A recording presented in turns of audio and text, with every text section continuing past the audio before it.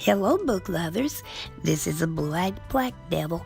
Welcome back to the channel.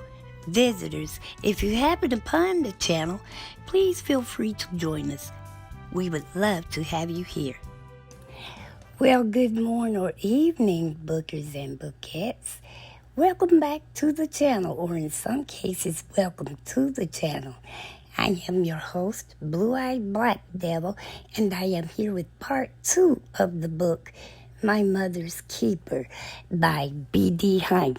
Okay, so let me start off by refreshing your memory a little bit. Now, author B.D. Hyman is the biological daughter of legendary silver screen and stage actress Bette Davis. Now, when we completed part 1 of this book, we know that Betty and B.D. argue all the time. They argue so much so that the day a 16-year-old B.D. Hyman wed her 29-year-old husband. Well, they made it through that ceremony, but they picked up right where they left out. Betty and B.D. did.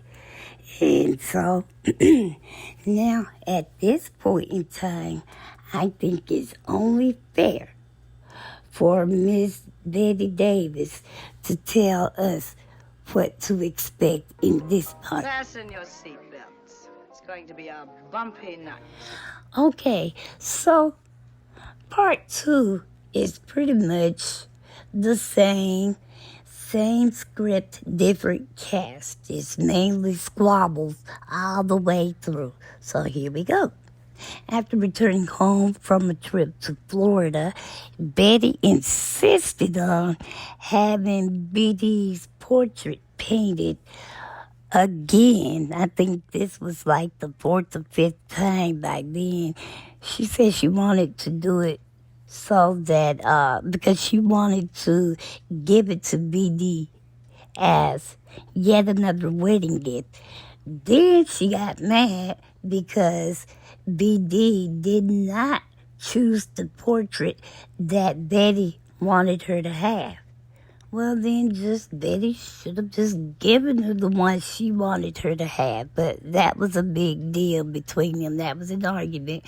Now, B.D. did say that the picture she chose was her newlywed husband, Jeremy's favorite. But either way it went, Betty, she just picked a fight with B.D. because B.D. didn't choose the picture she wanted to give to them.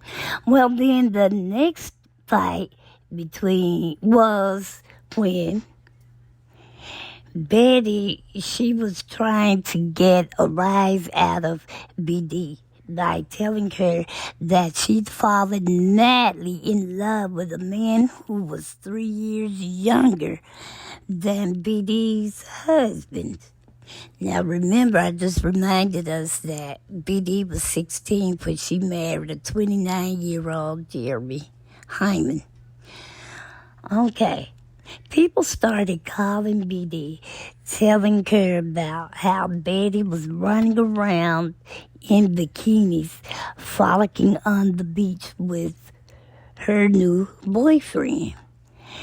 They told her that the man was a bum, and worse yet, he was a homosexual. And now, bookers and bookettes, we're pretty much gonna have to keep an open mind. I don't know if it's politically correct to use that word nowadays. Only thing we seem to be able to have to do to stay politically correct is breathe. Everything is wrong now. But anyway, this all took place between 1964 and 65, so homosexual probably was a word that was okay to use even back then. Okay, but no matter what Betty tried to do, B.D. didn't or wouldn't ever lose her cool. Now it's Betty's turn to be surprised when BD told her that if she wanted to marry that 27-year-old man, so was he 2 or 3 years younger than Jeremy? Because if he was 3 years younger, that should have made the man 26. But here, BD said he was 27. If you want to marry that 27-year-old man, she had her blessing. In other words, if Betty wanted to marry that man, BD gave her blessings. Now, if you want to marry a homosexual, if you want to marry a homosexual, she said, it's fine with me. It's entirely up to you. Who knows? Maybe it'll work out. Well, that wasn't the response Betty wanted, so she moved on. A few days later, Betty and BD played a game of Ring Around the Dinner Table. It seems Betty was a stickler for punctuation. So she had called BD up one day and invited herself and her man, her boyfriend, to dinner at BD and Jeremy's. So they went around the world and back, and eventually, when they both settled on a date and time that the dinner was to take place, Betty, say the dinner was at, because I didn't put it in my notes, but say if the dinner was supposed to be at 6, Betty would show up to BD's at 4:30. She was always trying to catch something. So, but this particular time, when Betty got there, Jeremy went to let them in, wearing nothing but a towel. There Betty and her date stood with mouths wide open. Okay, well, needless to say, Betty never arrived at anything else BD was doing at her home early. Never again did she do that one. Now, that was a bit drastic to make your point, Jeremy. But anyway, now, in 1965, BD's brother Michael graduated from a prestigious military academy called Black Fox. And now the event took place over 3 days. Now, the first 2 days went over very well, but it was the calm before the storm. Eventually, on that 3rd day, Betty started. She accused BD's husband, Jeremy, of cheating on BD because Jeremy did not make the graduation. He and BD both had decided that Betty and Jeremy just did not get along well enough to tolerate each other for 3 days. But Jeremy wanted BD to go. And so she did. Well, when he didn't show up, then Betty started accusing him of cheating on BD. Well, when that one didn't work, she tried her best to set BD up with a former boyfriend.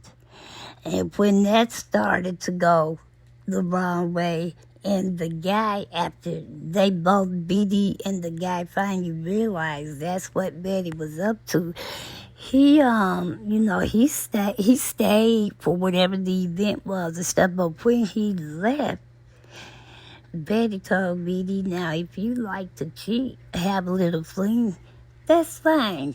That, it keeps marriages on its toes sometimes. But BD never did fall for that, according to her. Now, later that year, both BD and Jeremy, as well as Betty moved to Connecticut, which is where Michael enrolled in grad school. I wonder why everybody just picked up and moved like stock and barrel, but they did. Now, Betty and BD continued their squabbles. Okay, one of the squabbles had to do with BD, Jeremy's birthday was coming up. And BD called Betty one day and she was like, well, I would like to invite you all over. We just have a birthday dinner to celebrate Jeremy's birthday. BD, she was adamantly against it because Jeremy didn't like crowds. And they both knew how Betty and Jeremy felt about each other. Well, this went on for quite some time, but eventually BD did decide that, okay, we'll try it. And no, so she said, well, okay, I am going to invite this person, that person. Betty said, no. BD said that. No, Mother. Jeremy does not like crowds like that. Finally, Betty piped down. And so then, the evening of the event, Betty calls BD to see what time they would be arriving. And I honestly believe that she let it slip, that she had invited somebody else, and BD was like, Mother, he's not going to be there. Okay. I did invite somebody, but you like them. Well, turns out that the couple Betty invited was, the man was related to BD's husband, Jeremy. I can't remember if he is Jeremy's uncle or if he was Jeremy's cousin. But they worked together doing something in movies. But, they were all right with him. But BD and his wife, Shirley, they did not get along. BD felt that Shirley was too pristine. If you said a curse word, and she would almost pass out. She just couldn't stomach anything like that. But what could BD do? She didn't know until she got there who it was. Well, everything was going fine. Betty wanted BD to go show everybody around, because by this time Betty had, she was in another mansion and stuff, and people hadn't been to that one since she moved to Connecticut. So right before they got ready to go show them around, Jeremy asked BD if she had anything for a headache. So she told BD to go and show the couple while she got Jeremy something for his headache. He was like, this isn't innocent. Anybody old enough to remember, I think it was an aspirin called Anacin. But anyway, she said, no, it's not Anacin, but go ahead and take it. It will make you feel better. So he took it, but it turned out to be some sort of a sedative. And Jeremy got sleepier and sleepier. When they got through touring the house, Betty declared, look, we're going to go to this restaurant because I want Jeremy to enjoy himself. Now, mind you, no one seems to notice that Jeremy is kind of swaying or weaving back and forth and stuff. So he started driving to wherever the restaurant was. And then BD was sitting in the back. She reached up and tapped him. She was like, are you okay? He was like, yeah, I don't know why I'm so sleepy all of a sudden. Then something else happened. He just dropped his head. That's what it was. And that's when BD decided. She turned around, she asked her mother, what did you give him? And then, you know, that laugh she did in that clip I showed in that last video from All About Eve, when Betty was just laughing her butt off. Oh, she just had the best laugh. When BD asked her that question, she started laughing just like that. On and on and on. Oh, grow up. He's not a baby. He can answer. He can handle a sedative every now and then. Well, Shirley pepped up and she was like, Betty, that's dangerous. You're not supposed to give anyone else your medicine. And she was like, oh, hush. Well, it just got worse. When they got to the restaurant, they ordered some steak, and it was 5 of them. It was Betty and the 2 couples. And when the waiter came to take the orders, they ordered some sort of, is it Farquhar steak? I'm not familiar. I don't eat steak. I just don't. But and no, I'm not a vegetarian. I just happen not to like steak. But anyway, Betty said, yes, we need 5. No, they said, do you want it for 2 or 4? And Betty said, it's 5 of us. He said, well, ma'am, the steak comes, you can get, it's only big enough for 2 people. So do you want 3 steaks or 2 steaks? And she said, 2. I'm sorry. She said she wanted 2 steaks. Well, when they came back with the steaks, BD described it as a small black object in the middle of the plate. And when the waiter sat them down on the table and began to slice them, Betty was like, what is that? And he said, ma'am, it's the steak. No, it's not. You take that back. That's wrong. That's not big enough. He said, ma'am, this is big enough. It serves 2 people. Well, long story short, she pitched a fit right there in that restaurant, stormed off to that kitchen, and demanded they come out there with, at least 1 more steak plate. And BD was like, Mother, it's all right. It's all right. We'll make do with this, because it came with the vegetables and stuff. But Betty was not having it. Nothing satisfied her at that point. So eventually they left the restaurant, and BD got her husband home and in the bed. Well, after that episode, Betty and Jeremy decided, to try to call it a truce when BD found out she was pregnant in 1968. Now, she said for about 2.5 years, things were great between Betty and Jeremy.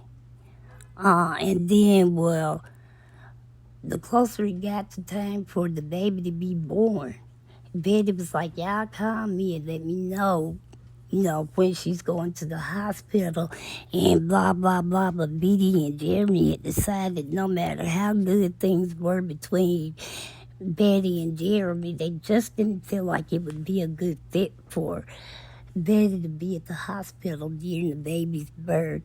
And, in the last, in part 1, I told you how her last husband, Betty's last husband, was bad about beating and jumping on Betty and BD, and how he was cursing both of them out. Well, apparently, Betty did a pretty good job of that herself. Every other sentence, you call B, you call yeah, that's what it was. She just kept cursing her out and stuff. So they called and told her that They were already on their way to the hospital. You, B? You did that just to spite me. You know I was supposed to be there when the baby was born. So that kind of was the straw that opened everything right back up. All of the hostility Betty felt towards Jeremy, and Jeremy didn't bother to hide how he felt about Betty at that point. Okay, so that's pretty much what part 2 was. But now I try to look for a silver lining in any dark story, and boy, if you haven't read this book, if you ever want something to make you kind of, to lighten the load, I suggest go to part 2, chapter 4. And this is why. I can't remember. Oh, yeah. During the time that they had just gotten back from Michael's graduation, another time after everybody relocated to Connecticut, I can't remember what was going on, but it was at Betty's place. So Michael was telling BD about, the drug scene had really picked up, and how the police were constantly on campus doing stuff, and people were really heavy into marijuana. Well, Betty was in the kitchen at the beginning of the story, and when you know it, she would walk out just as Michael says marijuana. She came like, ooh, what? Marijuana? Oh, Jesus, Michael, I cannot believe you would be smoking marijuana. And BD and Michael kept trying to calm Betty down.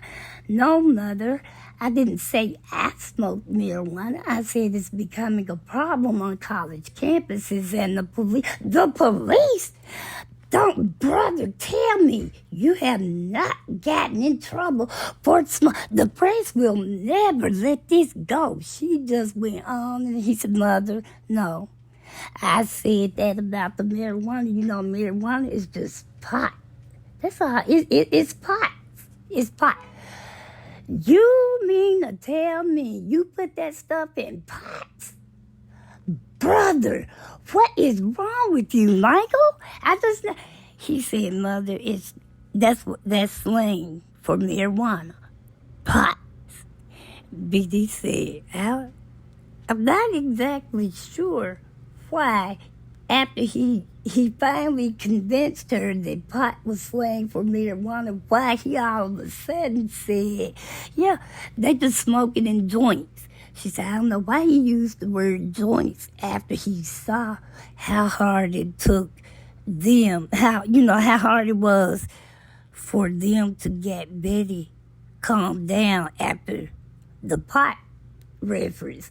Bessie, you are. She said, you aren't stupid enough to leave it in your car. Now you just gonna take it indoors and smoke it? Mother, I told you, because the man, Michael just kept on and on and on trying to tell her that he didn't smoke weed. But Betty was just going by what she heard. You aren't stupid enough to leave it in your car? You got it so bad you have to take it inside? He said, no, Mother, joint. That's another slang for the word marijuana. And now you're back on this marijuana kick? Brother, please. Boy, that big family Mike said, Mother, I told you that and said me while all of that was going on. Jeremy was at the bar doing all he could to keep from falling out laughing. He had his hand over his mouth, and he did eventually go over to Betty. He was able to calm her down. And he was like, Betty, Jeremy doesn't smoke marijuana, pot, or joints. He was merely describing the campus scene and the drug culture that is taking place. And Betty was still raging. Finally, he said, well, I think for now, can we just table this? And Betty agreed. She said, and then she turned to Michael and said, but just promise me one thing, Michael. He said, what's that, Mother? She said, promise me you will leave the marijuana and the police alone.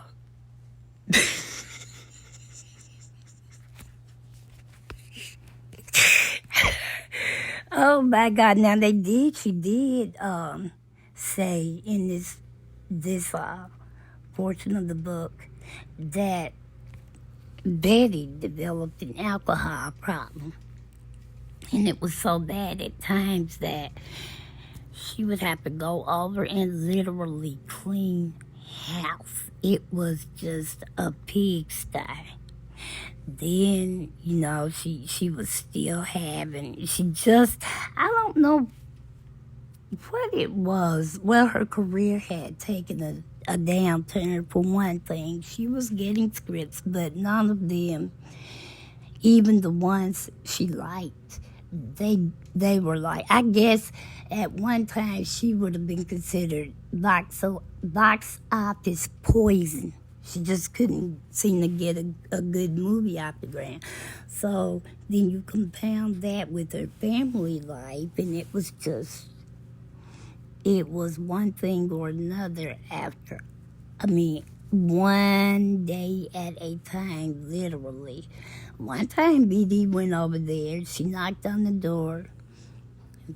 It took Betty a while before she would opened the door, and she knew it was BD out there. She was like, Mother, I came to clean the house. I don't need clean. So she finally opened the door with a gun in her hand, and BD was like, Mother, what are you doing with that gun? She did go on in the house and she cleaned it up, but Betty, to me, she sounded very defeated by that time. So this concludes part 2 of the book, My Mother's Keeper, by B.D. Hyman and her husband, Jeremy A. Hyman. Now we have one other part to do, and that will wrap this book up. So, what do you all think about what I told you this go around? Now, I am on the fence. I cannot lie. Reading this book, even though every now and then you'll come across something, or I did anyway, that I found really, really funny. I don't know how many times I went back and reread chapter 4. That was just funny. But overall, it's a heavy book. It's a dark book. But